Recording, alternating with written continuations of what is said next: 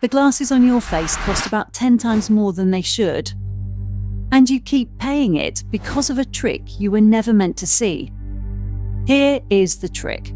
That wall of choices at the glasses shop is mostly an illusion. The famous names on it, like Ray-Ban, Oakley and Persol, belong to one company. The same company also owns thousands of the shops those glasses are sold in. It makes most of the lenses that go inside them, and it sells the vision insurance that is supposed to protect you from the price. So the brand, the shop, the lens and the insurance can all be the same hand, taking your money 4 separate times. Their own chief executive once put a number on it: 500 million people already wearing their glasses. This matters because glasses are a need, and billions of people cannot work, drive, or read without them. When you need something, and one company quietly controls every step of getting it, the price stops following the cost. The price becomes whatever you can be made to pay. In the next 10 minutes, you will see how an orphan from the Italian mountains built this machine piece by piece. Why judges looked at all of it and ruled it perfectly legal. And, at the end, how to buy your next pair without feeding the machine at all.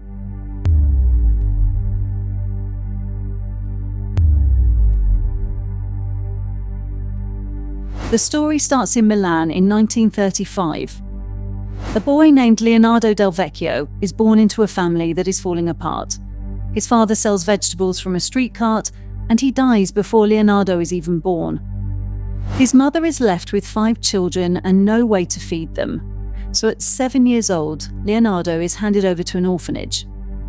He grows up there through the war years, and he learns one thing that will carry him for the rest of his life: how to work metal with his hands. As a young man, he gets work stamping out small metal parts, including parts for eyeglasses. And in that workshop, he notices something simple. The people who order the frames earn far more than the people who make them. He decides he is on the wrong side of that equation. So in 1961, he moves to a small mountain town called Agordo, high in the Italian Dolomites. The town is giving away free land to attract jobs. He takes a plot, opens a workshop with a handful of workers, and names it Luxottica. Over the next 30 years, he climbs step by step, from making parts to making whole glasses, to owning brands. By 1990, his company is listed on the New York Stock Exchange.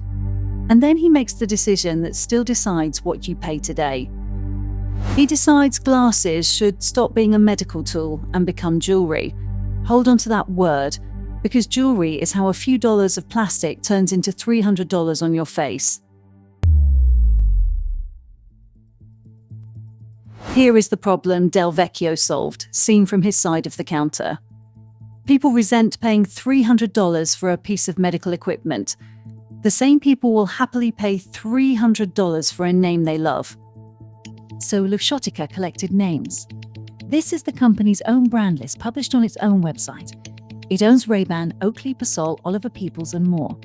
And for fashion houses like Prada, Chanel, Versace and Armani, it manufactures the glasses under license. The fashion house rents out its name.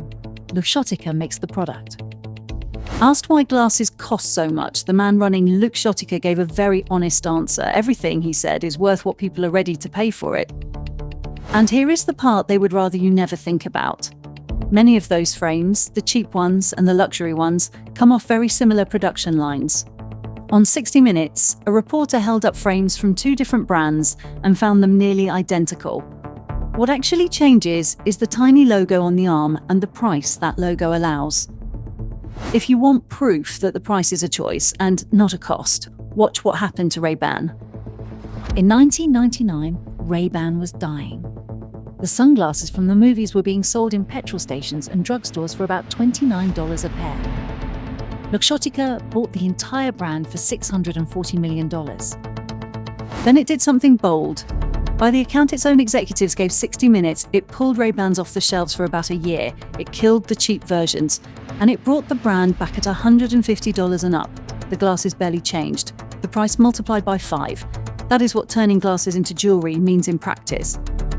On 60 Minutes, they described it plainly. They stopped selling Ray-Bans for about a year, refurbished everything, and relaunched the brand as a luxury. Owning famous names was step 1, but a name only makes money when a shop puts it in front of you. So step 2 was owning the shops themselves. And owning the shops comes with a power most people never consider. You get to decide which rivals are even allowed on the shelf. Through the 90s and 2000s, Luxottica went shopping for shops. It bought LensCrafters, the biggest optical chain in America. It bought Pearl Vision. It ran the eyewear counters inside Sears and Target. And in 2001, it bought Sunglass Hut, the kiosk in the middle of every mall, for about $462 million. Today, the group runs around 17,700 stores worldwide. So picture yourself walking through a mall, comparing glasses shops to find a better deal. There is a good chance every door you try opens into the same company. Now think about what that does to the price tag. Normally, the shop fights the brand for a better wholesale price, and you pocket some of the difference. When one company owns both the brand and the shop, that fight never happens. When 60 Minutes walked through a LensCrafters in 2012, most of the wall was Luxottica's own brands, and the average pair cost about $300.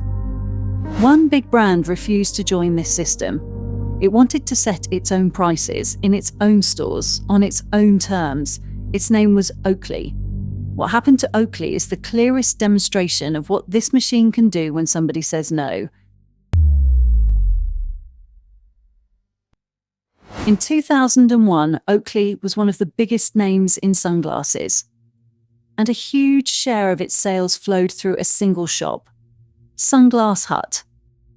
Then Luxottica bought Sunglass Hut, and Oakley's orders collapsed. The Los Angeles Times reported they fell more than 80% below what Oakley expected. Luxottica said it had simply cut orders by around 30% during a contract dispute. Whichever number you believe, Oakley's share price was hammered. Stop and think about what had actually happened. Oakley's biggest rival now controlled Oakley's shelf. It did not have to make better sunglasses. It did not have to cut its prices. It could simply stop stocking the competition and let the shelf do the fighting. Oakley fought for 6 years. It opened its own stores to survive outside the wall. But in 2007 it gave in and sold itself to Luxottica for about $2.1 billion. One analyst summed up the deal in 3 words: hell freezes over. Luxottica's chief executive described it gently. Oakley understood that life was better together. The 60 Minutes correspondent put it less gently. They tried to compete, they lost, and then you bought them. Step back and look at the pattern. LensCrafters, Ray-Ban, Sunglass Hut, Oakley. The 2 sunglass brands everyone treats as arch rivals are owned by the same company, sold in the same shops, priced by the same hand. The choice on the wall is a stage set, and the rivalry is part of the show. One financial columnist found the perfect comparison. It is fake competition, like pro wrestling. The brands look like rivals on the wall, while one owner stands backstage. At this point, the machine had the brands and the shops. 2 pieces were still missing before it surrounded you completely: the lenses in front of your eyes, and the insurance you use to pay for them. In 2018, Luxottica merged with Essilor, the biggest lens maker in the world, and it already owned iMed, the second biggest vision insurance plan in America. Listen to that again. The company charging you a premium price for glasses also sells you the insurance that is supposed to protect you from premium prices. Now, to be fair about the size of this, the internet loves to claim this company owns 80% of all glasses on Earth, and that claim is a myth. The honest number is still striking. A firm that tracks American card spending found the group takes in around 28% of what Americans spend on eyewear. That is the biggest single slice of the exact aisle you shop in. Put the pieces together, and one ordinary trip to the optician can be the same company at every single step. Their insurance pays for their brand of frame fitted with their lenses in their store. A finance writer once tried deliberately to escape the system and discovered afterwards that he had bought their frames, with their lenses, on their insurance anyway. He called it inescapable. So what do glasses actually cost to make? The best answer comes from Dean Butler, the man who founded LensCrafters itself. He told the Los Angeles Times that a pair selling for $822 costs about $25 to manufacture. Be generous to the industry. Triple that factory cost for shipping, staff and rent, and you still arrive at a markup of roughly 1,000%. That is where the title of this video comes from. 10 times too much is what the man who built America's biggest optical chain says the real numbers look like. Luxottica itself declines to discuss its markups with reporters. Butler also broke the cost down piece by piece. A designer quality frame costs about $4 to $15 to make. The lenses cost a little over $1 each. Everything above that is the brand, the shop, and the quiet fact that one company sits at almost every step between the factory and your face. And here comes the twist that makes this bigger than one greedy company. The regulators already looked at all of this. When Essilor and Luxottica merged, America's Federal Trade Commission reviewed more than 1 million internal documents and cleared the deal with no conditions. The company argues the market is full of competitors, and that about half of American glasses still come from independent shops. Everything you have heard in this video is legal. And that is the real lesson of this story. Nobody needed to break a law. They bought every link in one chain, kept the brands looking like rivals, and let you assume the wall was a marketplace. The trick works because you cannot see it. So when angry customers finally dragged all of this into a courtroom, the ending should not surprise you. American consumers did sue. A wave of class actions accused the company of using its size to keep prices sky high, quoting those same 1,000% markups you just saw. In September 2025, a federal judge in Manhattan threw the cases out. Judge Mary K. Viscosal ruled that the shoppers had failed to show the company holds true monopoly power and that the market their lawyers described defied common sense. What you feel at the checkout is real. In a courtroom, a feeling is not proof. The machine walked out clean. Which brings us to the promise from the start of this video. How do you buy glasses without feeding the machine? Warby Parker sells glasses online from about $95 and has grown to roughly 7% of American eyewear spending. Costco, Zenni and Walmart sell solid pairs for a fraction of mall prices. The trick only works on people who cannot see it. You now can. Meta's Mark Zuckerberg has said demand for the Ray-Ban smart glasses is running well ahead of supply. Because the machine is already moving to its next act. Revenue from Ray-Ban Meta smart glasses more than tripled in the first half of 2025. The company that owns the frames on your face now wants to own the camera and the computer sitting on your face too. The chain gets longer and the aisle gets narrower. So the next time you stand at that wall of glasses, you will see it for what it is. The names are different. The prices are different. The owner, very often, is the same. A few dollars of plastic, a famous name, and a machine built patiently over 60 years, so that whichever pair you choose, the money lands in the same place.